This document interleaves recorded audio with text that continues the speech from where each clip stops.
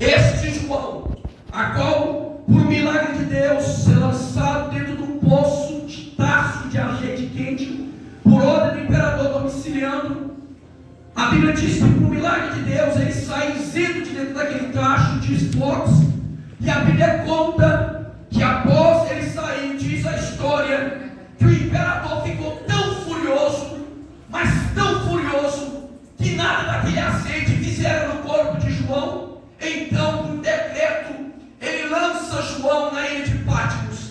E é neste momento que, quando João está na ilha de Patmos, rodeado de aflições, rodeado de problemas, olhando para a sua frente, o que ele vê é um grande mar, olhando para a sua retaguarda, ele vê bestas feras. E Flávio José conta que no tempo a qual João foi lançado na ilha de Patmos, essas bestas feras eram homens prisioneiros, homens que se rebeliaram contra o Império Romano e comiam carne humana, ou seja, canibais. E estava ali o velhinho João, de aproximadamente 90 a 98 anos de idade, segundo a história. Estava ele ali agora, exilado na ilha de Patmos.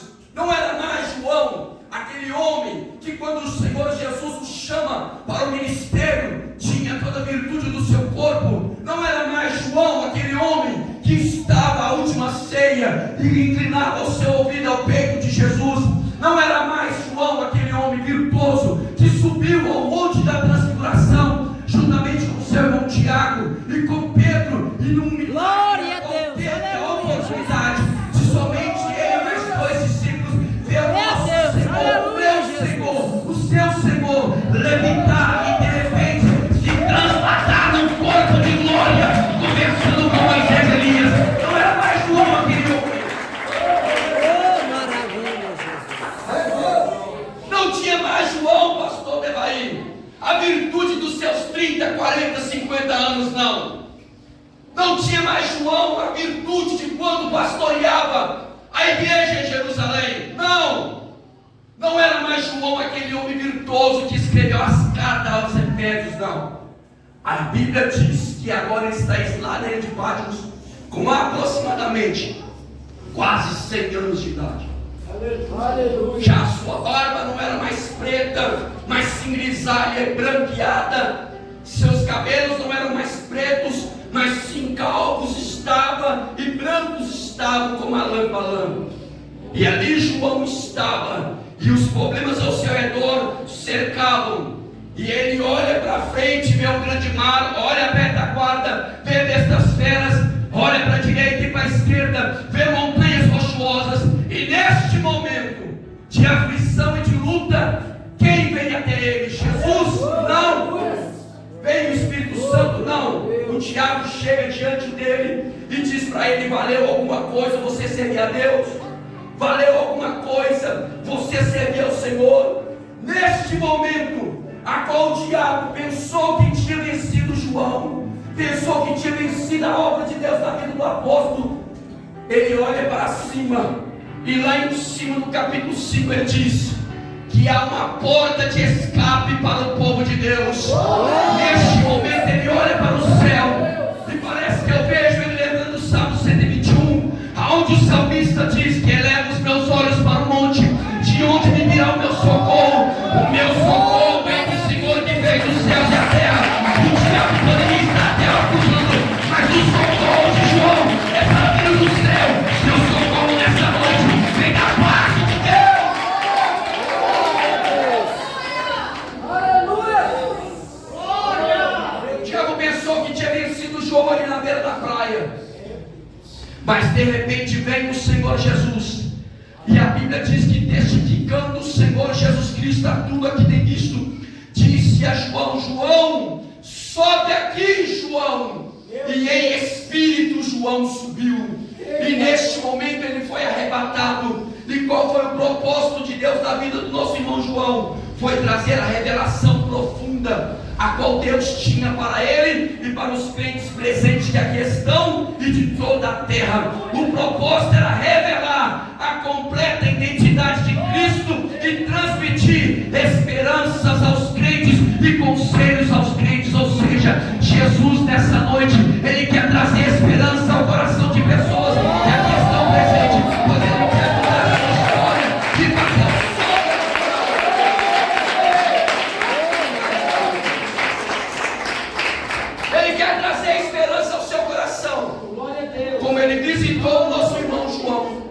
e trouxe esperança para ele. E dentre essas revelações que faltaria tempo para dizer aqui dentro da ilustração, eu quero te dizer que o Senhor mostrou para João as 7 igrejas da Ásia e a todos os crentes, ou seja, o que Deus teria para fazer sobre o seu povo.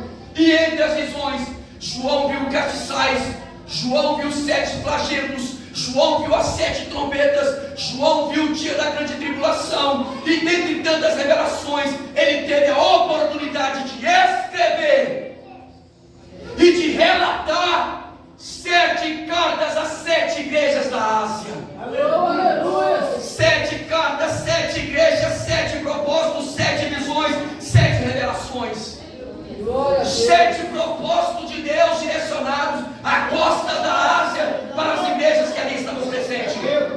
E Deus nos deu a oportunidade de nessa noite estarmos aqui para falar a respeito da igreja de Tiatira. Deus falou à igreja de Éfeso, Deus falou à igreja de Esmirna, a igreja de Pérgamo, a igreja de Tiatira, a igreja de Filadélfia, a igreja de Laodiceia. 7 cartas direcionadas a 7 povos diferentes, 7 culturas diferentes, com um propósito diferente. O que eu acho interessante é que dentro dessas mensagens, a qual Deus revelava a João, somente 2, preste atenção, somente 2 igrejas não foram repreendidas. Eram 7 igrejas e só 2 não foram repreendidas pelo Senhor: a igreja de Filadélfia e a igreja de Esmirna. A igreja de Éfeso, a igreja de Pérgamo, a igreja de Sardes, a igreja de Tiatira e a igreja de Laodiceia, todas elas foram repreendidas. Todas elas foram exortadas acerca daquilo a qual estavam fazendo que desagradava ao Senhor. E a igreja de Tiatira, que tem como tema central deste culto aqui hoje, confraternização, Deus vem ao apóstolo João e diz ao pastor daquela igreja, dizendo dessa forma: isto diz o Filho de Deus, ou seja, se titularizando o próprio Cristo, dizendo à igreja: ó irmãos, ó igreja, a minha oração nessa noite é que o Espírito Santo trabalhe em nossos corações e que o Espírito de aquebrantamento seja manifestado sobre nós e possamos voltar ao primeiro amor e buscar a face de Deus de uma forma gloriosa.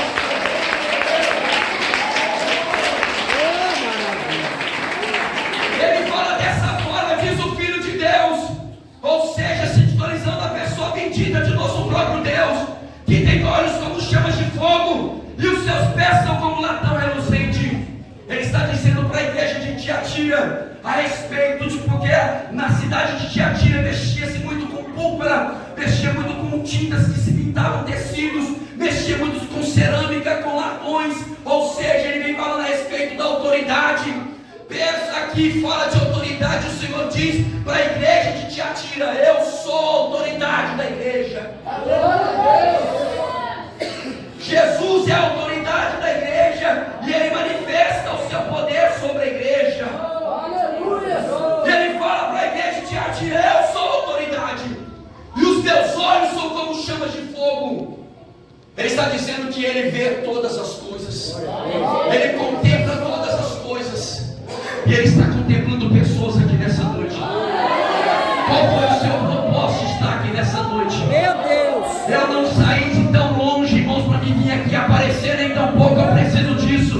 Não vim de tão longe para mexer com o emocionalismo de ninguém. Eu não preciso disso. Eu vim aqui transmitir uma mensagem. E aqui há homens e mulheres de Deus que almejam ouvir a palavra. Pois Deus está falando, Deus está falando. Ele quer manifestar a sua glória. Deus quer manifestar a sua glória sobre a sua vida. Ele fala: os meus olhos são como chamas de fogo. Eu conheço as tuas obras. Sei da sua caridade, sei do seu serviço, sei da sua fé, sei da sua paciência. E eis que as tuas últimas obras são mais do que as primeiras. O que acontece é que a igreja de Tiatira tinha obras de amor, porque caridade fala a respeito de amor. Tinha serviço na fé, fazia a obra do Senhor. Tinha paciência em aqueles que são fracos na fé, tinham a sua obra na fé, mas as obras deles, as primeiras, as suas últimas obras eram maiores do que as primeiras. Ou seja, pastor Devaí, até aqui era uma igreja perfeita, até aqui fazia a obra do Senhor, até aqui exercia o mandato do Senhor, do ide do Senhor. Mas aconteceu que, apesar de servir a Deus, apesar de fazer a obra do Senhor, vinhos do inferno penetravam dentro da igreja. Semelhante ao que acontecera com a igreja de Éfeso. O interessante é que a palavra do Senhor fala em Atos capítulo de número 16, que a primeira vez que passa a respeito de Tiatira é quando o apóstolo Paulo está em Filipos, na Macedônia, pregando o evangelho do Senhor. E a Bíblia diz que quando o apóstolo Paulo, passando em Filipos, diz a Bíblia que ele mais Silas encontra uma mulher por nome de Lídia. E Lídia era moradora de Tiatira, e ela era uma empresária, porque ela vendia tecidos finos, ela vendia honrarias finíssimas para os egípcios, para aqueles que vinham até as margens para se comprar aquelas vestimentas. Ou seja, e através da palavra pregada pelo apóstolo Paulo e por Silas, aquela mulher dentro então em seu coração veio a receber a palavra, e ela e a sua família, diz a Bíblia, que se converte ao Senhor, voltando ela para a sua cidade. Diz o historiador que quando ela chega em sua cidade, Tiatira, ela começa a pregoar, ela começa a evangelizar, e quando ela começa a evangelizar, a palavra do Senhor que estava sobre ela começa a alcançar as vidas em Tiatira,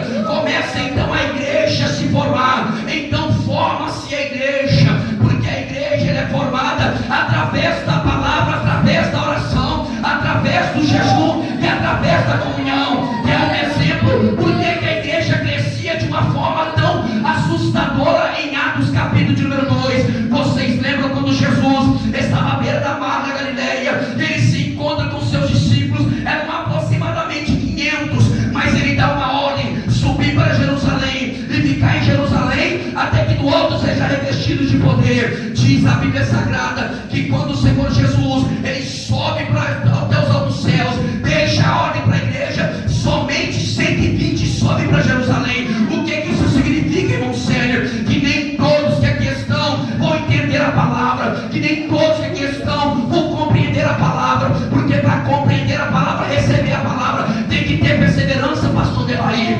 Jesus falou para 500, só 120 subiu, mas aqueles 120 que subiram, diz a Bíblia Sagrada, que após orarem, após jejuarem, após consagrarem, durante 10 dias de oração, 10 dias de jejum, 10 dias de consagração, diz a Bíblia Sagrada que veio o vento impetuoso.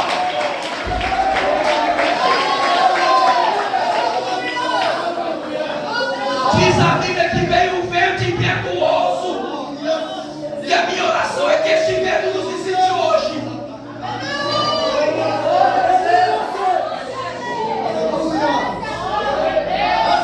Dizem que somos a geração do avivamento.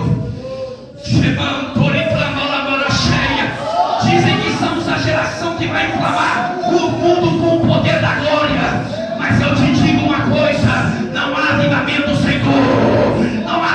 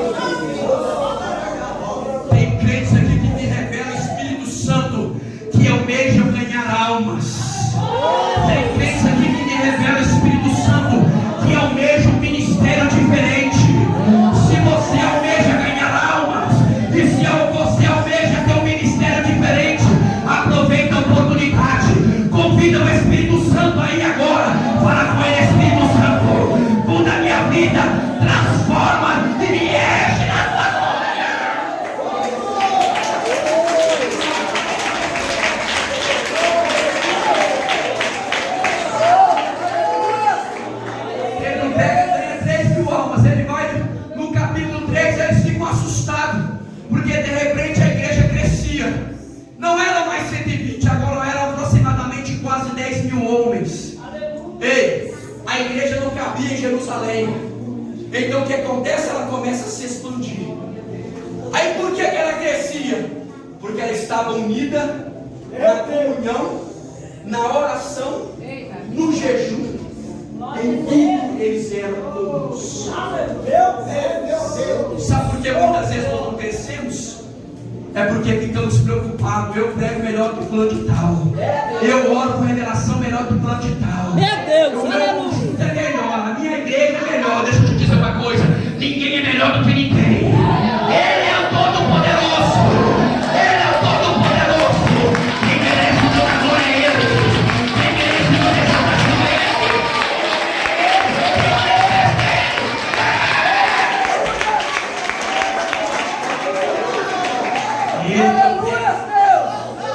Ele que manifesta. E a igreja cresceu de tal forma que ficou o imperador preocupado. Ele começa a matar os cristãos. Mata Tiago, mata Estevão e vai matando um por um. E o que acontece? Pega Paulo e Silas, após ganhar as Lídia, após ganhar aquela mulher de adivinhações, após ganhar o carcereiro, 3 famílias. 3 famílias foram salvas num espaço de tempo de menos de 24 horas. E isso enfureceu o Império Romano. Então a igreja cresce e a igreja chega em Tiatira. E quando ela chega em Tiatira, a igreja crescia, porque ela aprendeu os ensinamentos do Senhor pelo apóstolo Paulo. Lídia, ela viu os vergões, olha para mim. Ela viu os vergões na costa de Paulo. Ela viu os vergões na costa de Silas. Ela ficou sabendo dos grilhões que colocaram sobre os pés de Paulo e Silas.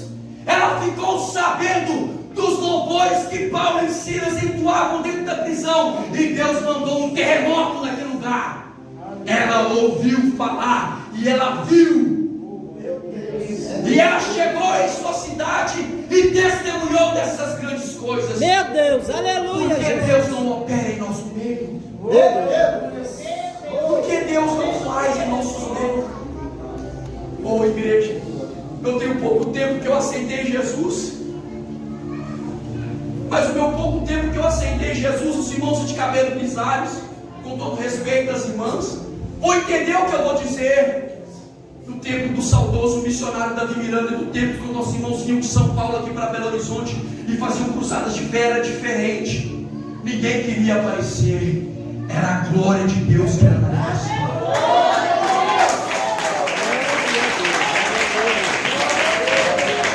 Dentro da igreja de Tiatira era também dessa forma. Ninguém queria aparecer, só que de repente veio uma mulher, um espírito maligno, que se dizia profetisa, e começou a trazer ensinamentos e enganando aos servos do Senhor a se prostituírem e a comerem manares de idolatria.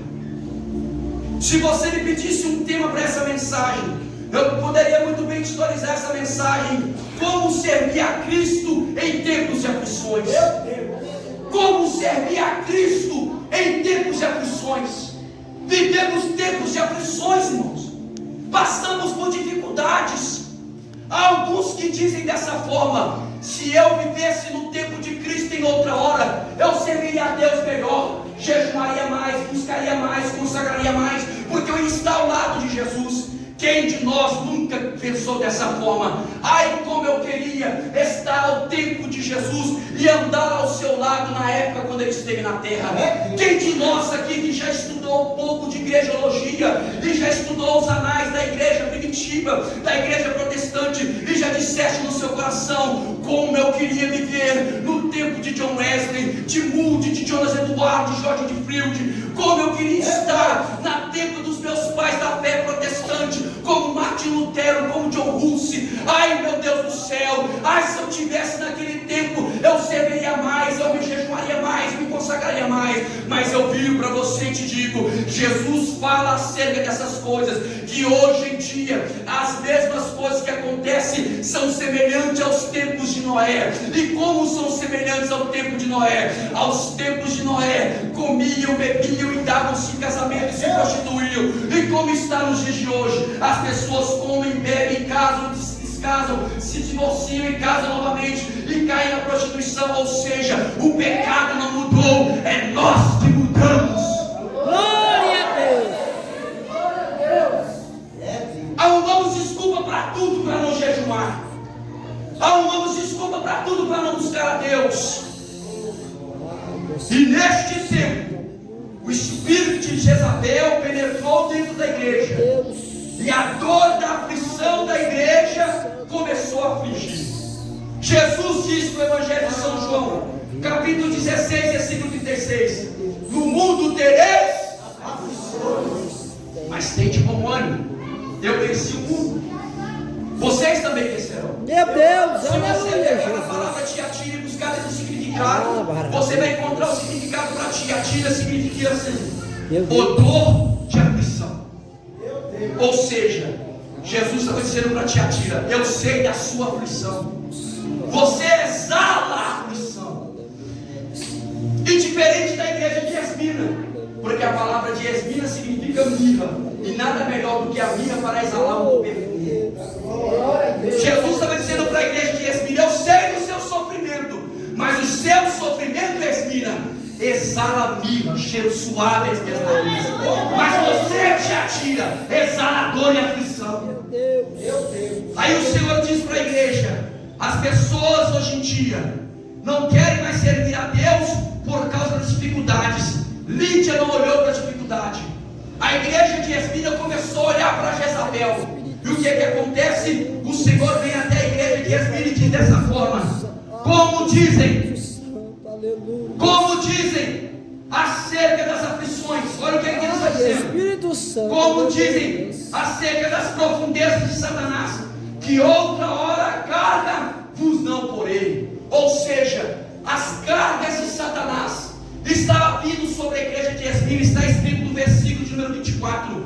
Mas ele fala dessa forma: ei, as cargas que estão indo sobre vós, são vocês que estão levando sobre vocês. Vocês estão trazendo a carga, vocês estão trazendo a dor. Então o Senhor diz para a igreja que os ensinamentos de Jezabel, a profetisa, estavam enganando a igreja. Ou seja, como estamos vivendo nos dias de hoje. João fala em 1 João capítulo 2, versículo de número 18: filhinhos, vos escrevo que já é a última hora, e como ouviste que já veio o anticristo, também agora muitos têm se feito anticristo, por onde conhecemos que já é chegado a última hora. Ei, se quando João escreve essa carta dizendo que já era a última hora, imagine nossos tempos presentes. Quantos dos dias de hoje você entra na internet, pega o Facebook, pega o Instagram, e você vê lá homens que se dizem profetas, mulheres que se dizem profetisa, e dizem que vão te revelar. E tem muitos crentes que até caem nesse golpe. Ei, eu vou lá porque o irmão revela o meu CPF, eu vou lá porque o irmão revela o número do meu sapato. Você acha que Deus está preocupado com o seu número do seu CPF? Você acha que Deus está preocupado com o número do seu sapato? Com a roupa que está dentro do seu guarda-roupa? Ei, preste atenção. Diz a Bíblia que Deus conhece quantos fios de cabelo há em todo o nosso corpo. Ele revela o profundo, oculto, escondido.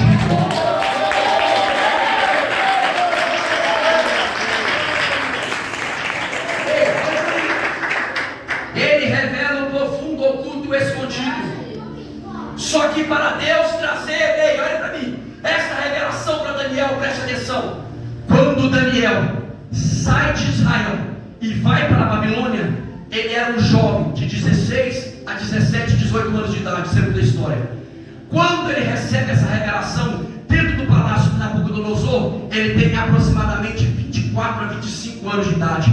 Ou seja, se passaram anos até Deus trazer essa revelação. Meu Deus, glória a Deus. Está entendendo aqui o mistério? É verdade. Quando Daniel sai, ele é um jovem, mas quando ele recebe a revelação, e essa revelação, quando ele está escrevendo Daniel 2:22,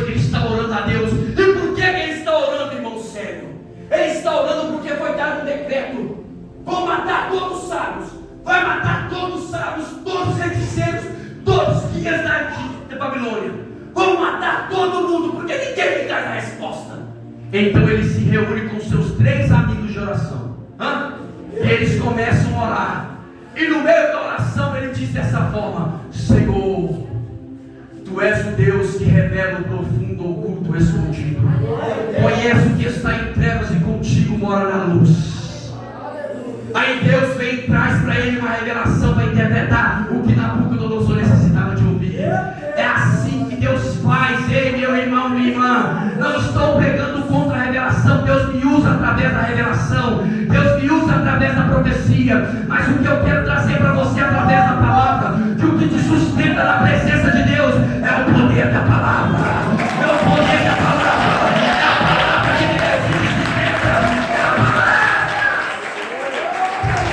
É a palavra que renova. É a palavra que te dá graça.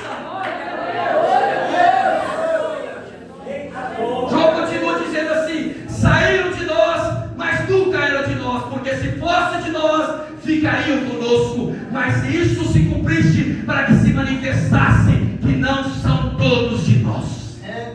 Glória a Deus.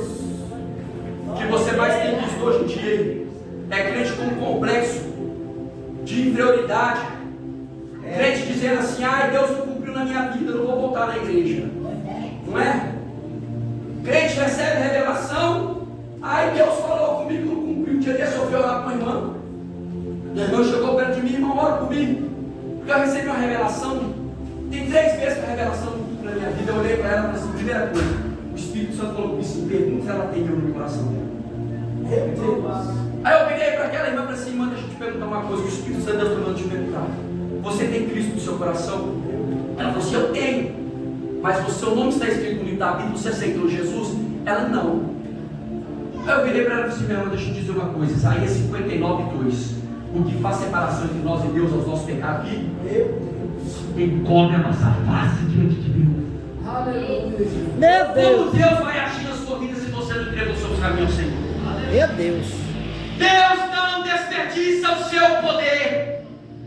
E o que tem mais de crentes hoje em dia dentro da igreja dessa forma: recebe a revelação e começa a culpar o vaso, começa a culpar o pastor, começa a culpar a igreja. A igreja de Tiatira começou a se envenenar com esse tipo de coisas, e entrou dentro dela um espírito maligno, uma profetisa maligna, por nome de Jezabel. E vocês conhecem a história dessa mulher.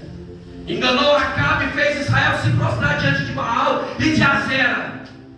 Uma mulher maligna. Aí veio o apóstolo Paulo dizendo: mas o Espírito expressamente diz que nos últimos tempos apostarão alguns da fé, dando ouvidos a espíritos enganadores e a doutrinas de demônios. Quantos têm levado a sua mente para fábulas humanas? Crentes que consultam um horóscopo, crentes que consultam o número de sorte, de roupa, qual corpo de roupa que eu tenho que vestir, supersticismo dentro da igreja.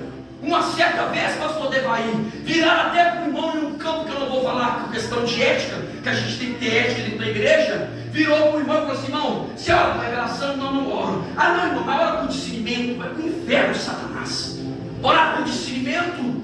Não existe isso, irmãos. O Espírito de Deus é Ele que revela. Não tem coisa de discernimento humano. Você tem que ter discernimento do Espírito humano, do Espírito de Deus e do Espírito do diabo. Isso sim, mas agora orar com discernimento não. Olha que ponto que nós estamos chegando. Deus. Isso aconteceu dentro da igreja de Tiatira. Eu disse que a mensagem não era de muito glória a Deus, porque é uma mensagem repleta. Porque Deus repreendeu a igreja que doutrinas malignas estavam infiltrando dentro da igreja. E isso não foi o que a igreja pentecostal Deus de amor aprendeu. O saudoso missionário deixou um legado para a igreja. Eu já disse isso nesse Santo Altar e os irmãos já ouviram falar. O legado que o saudoso missionário deixou foi um legado de oração e milagres. Oração e milagres.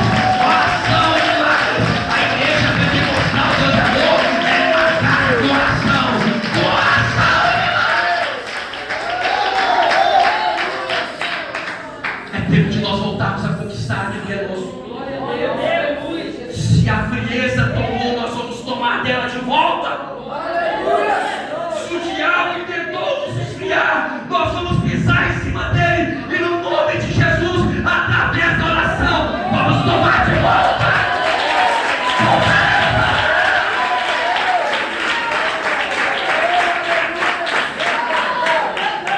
Minha boca está magando, mas eu estou sentindo algo profundo da paz de Deus. Deus quer manifestar a glória dele sobre a sua vida.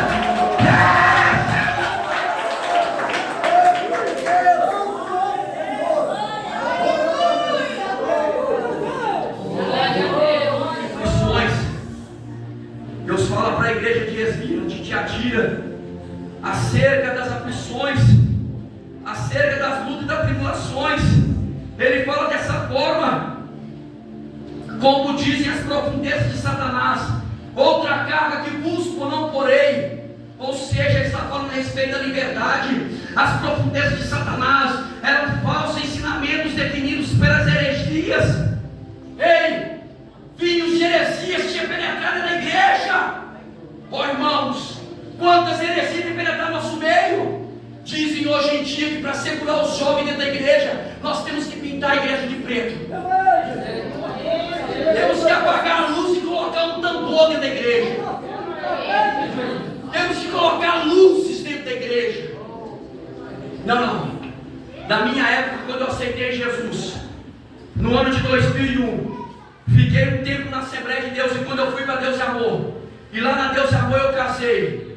E desde quando eu estive lá, a mocidade nunca precisou de coisas pretas dentro da igreja. A mocidade nunca precisou de luzes dentro da igreja. A mocidade sempre foi marcada com Daniéis e com Anas que oravam. Quem lembra dos ministérios de Ana e de? Eu louvo a Deus pela sua vida, irmãos. Eu tenho certeza que seu coração entristece quando nós vemos nossos jovens muitas vezes sem força para orar. E muitas vezes a liderança em São Paulo, eu vou dizer porque eu não tenho medo de perder público, que se me arrancar o público, eu prego nas ruas. Eu faço parte de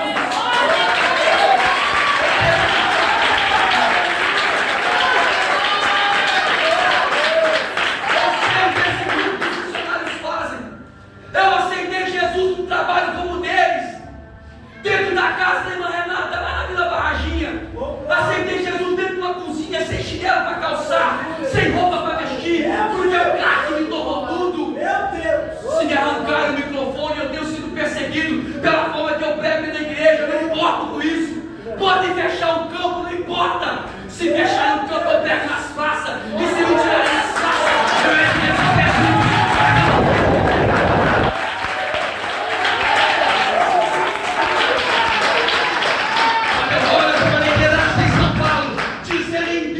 Nacional dizendo que não consegue orar 30 minutos, ele tinha que ter vergonha.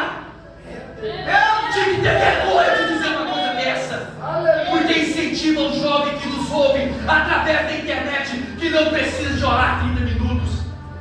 30 minutos de oração é muito pouco diante de Deus.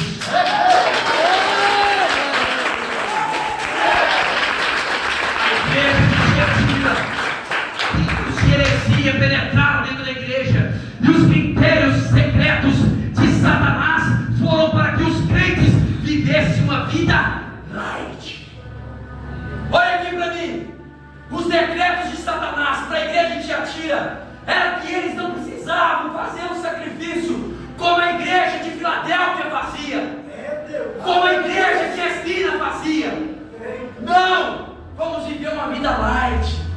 Pode levantar de manhã e não jejumar. Deus te entende. A sua dor no seu estômago te limita a jejuar. Então não jejue. Deus. Então não busque a Deus. Aleluia, Jesus. Aí espinhos malignos de heresia penetraram dentro da igreja e começaram a enganar os crentes. Aí o Senhor vem e diz para a igreja: vou-lhe, olha o que ele fala, dar-lhe-eis um tempo. Dar-lhe-eis um tempo para que se arrependa da sua prostituição. Quando ele fala de prostituição, está falando no ato consumado no corpo e no ato consumado na alma. Meu Deus, aleluia, Jesus. Porque muitas vezes quando se fala em prostituição, já olha logo para o ato sexual. Sim, este ato. Mas aqui Jesus está falando também do espiritual. Estamos se prostituindo espiritualmente. Verdade, Deus. Crentes com a mente poluída. Crentes com o coração cheio de mágoa. Crentes com o coração cheio de mácula. Ei, antigamente o diabo matava os crentes, sabe como? Cortava ao meio, cortava a cabeça, matava de cabeça para baixo, pendurava em arpões, enfiava uma estaca nas partes íntimas, e deslacerava pelo pescoço, e encharcava o corpo de azeite, e queimava para acender os palácios jardineiros. Queimava pais e mães vivos, lançava ao Coliseu para serem devorados. Nessa época, então o diabo penetrou dentro da igreja, porque quanto mais ele matava os cristãos, mais os crentes multiplicavam, mais o sangue jorrava e as sementes nasciam. Então ele mudou a estratégia. Olha aqui, então ele muda a estratégia. O que ele faz? Eu vou mudar a estratégia. Se você não sabe, preste atenção. Só de experiência de guerra, o seu inimigo, que a Bíblia fala que é Satanás, ele tem mais de 6.000 anos de experiência de guerra. Eu não estou falando de idade, eu estou falando de experiência de guerra. Ele tem mais de 6.000 anos. Deus. Conte para mim um outro casal que falou com Deus face a face. Fale para mim um outro casal que conversou com Deus face a face. Todo finalzinho da tarde, Deus ia lá visitá-los. E Adão e Eva conversavam com Deus face a face. Igual eu estou conversando com você. Qual conversa com o Senhor? Aí veio o diabo e engana os dois. Aí vem você, crente que se diz, ó, eu sou do manto. Não vem não que eu sou do manto, eu piso na cabeça do diabo. Pisa? Tá bom. Aí ele foi lá e enganou o primeiro casal que conversava com Deus face a face, pastor Levar. O que ele não vai fazer comigo e com você? Hã? O que ele não vai fazer comigo e com vocês? Meros seres mortais que não conseguem orar 1 hora de oração. Vou abrir um paradoxo aqui espiritual. Eu quero que você entre dentro dele comigo. O diabo olha para você quando você está orando no seu quarto e fica te observando.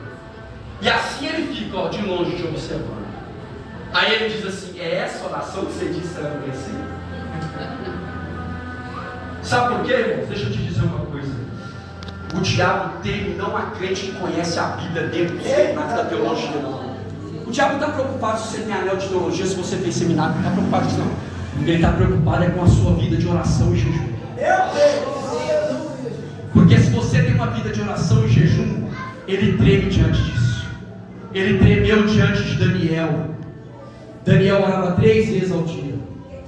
Os muçulmanos oram 6 vezes ao dia. Não é isso, pastor? Eu aprendi com o seu vídeo da vigília. Eles oram dessa forma. Aí o crente não consegue orar 1 hora. Vai para a vigília, não consegue ficar 30 minutos de oração e de joelhos. Aí depois que chega no culto, porque a fusão do Espírito é manifestada, a cabeça do diabo.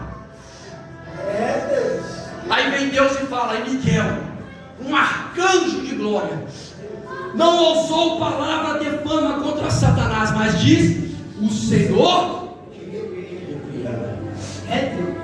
Aí quando o diabo olha para você lá, você orando, ele diz assim: assim que você quer me vencer. Um dos exemplos mais profundos de oração está relatados em Mateus capítulo 26. Uma das orações mais poderosas que Cristo deixou para nós sobre a aflição. Ele está dentro do Getsemane, quinta para sexta. E lá ele está com seus discípulos, 12 discípulos orando. Ele pega 3 e vai orar em particular. Por que, irmão Célio? Porque os que estavam ao seu lado não iam suportar a sua oração. E ali ele começa a orar quinta-feira, e agora já é sexta de madrugada. E na sexta de madrugada ele começa a se afligir. E na aflição ele começa a se angustiar. E diz a Bíblia que a madrugada vai entrando e ele chega perto dos discípulos 3 vezes. 3 vezes ele vai diante dos discípulos não pudeste velar comigo uma hora. Meu Deus. Hã? Eita, É a Bíblia. É a Bíblia. Não pudeste, olha o que Jesus está dizendo. Ele está nos ensinando. Não pudeste velar comigo uma hora. Eu sinto o temor da parte de Deus. Porque a igreja precisa voltar aos princípios da oração. É nós dobrar os nossos joelhos, esquecer quem está do nosso lado e entrarmos no céu.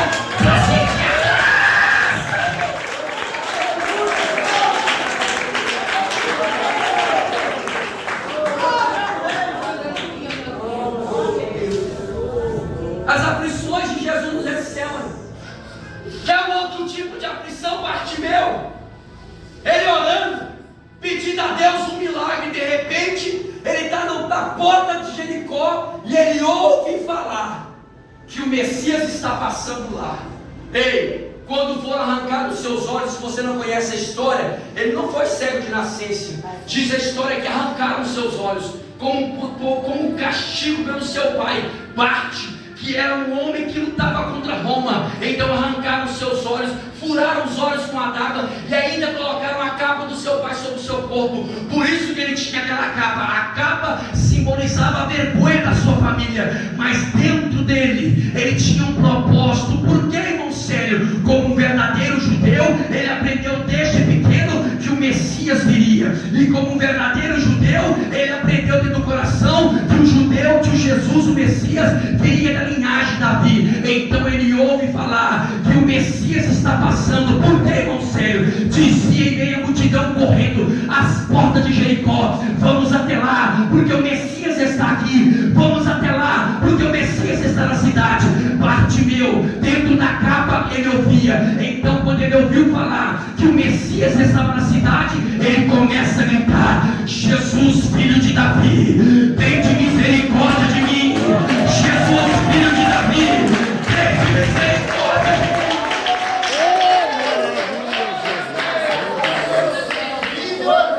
A Bíblia, porque Jesus é maravilhoso, Samuel.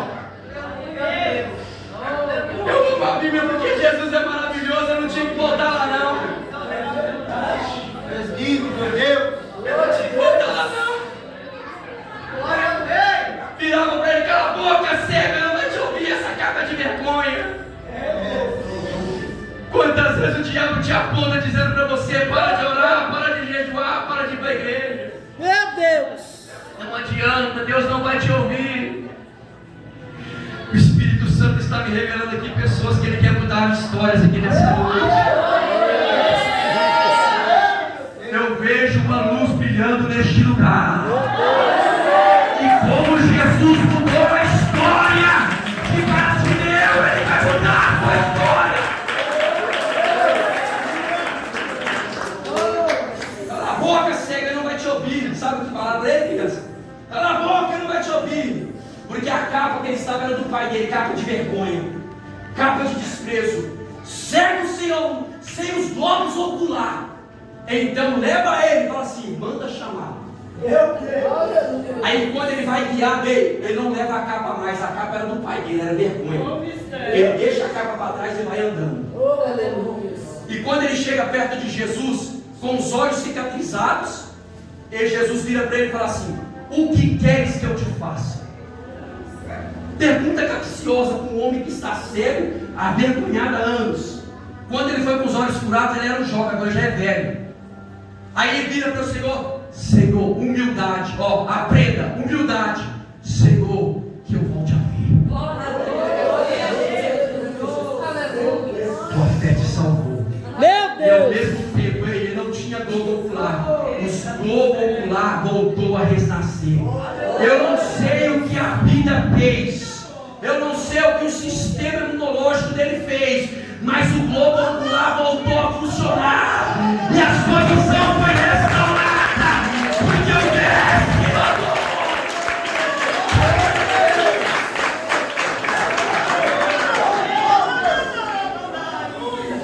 Aflição. Como dizeis as profundezas de Satanás. Bartimeu estou terminando aqui. Lembra do paralítico ao tanque de Betesda? 38 anos. 38 anos esperando um milagre. 38 anos esperando alguém lhe ajudar a descer as águas. Vivendo uma profundeza maligna. Toda vez que o anjo descia, agitava a água, não tinha ninguém para ajudar. Outro pulava na frente. Aí quem aparece à beira do tanque? O Messias. Meu Deus. Quem aparece à beira do tanque? Jesus. Olha para ele e fala assim para ele assim: quanto tempo você está aí? 38 anos.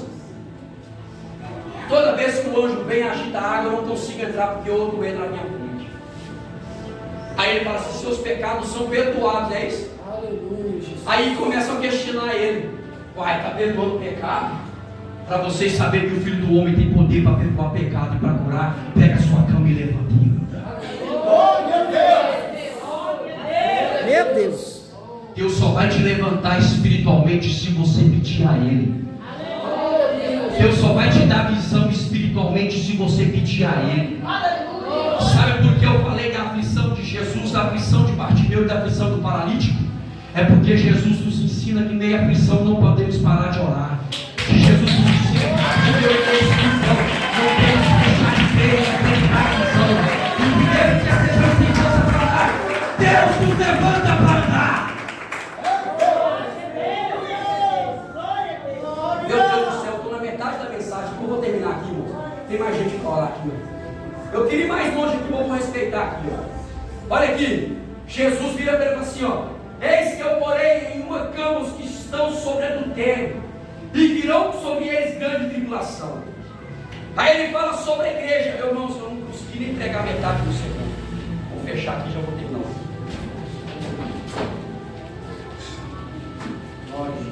Ele fala assim que ao que vencer,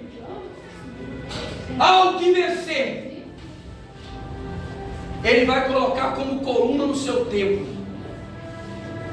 Ao que vencer as aflições, ao que vencer as heresias, vou fazer vencedor na minha presença. Tem alguém aqui nessa noite que quer ser vencedor?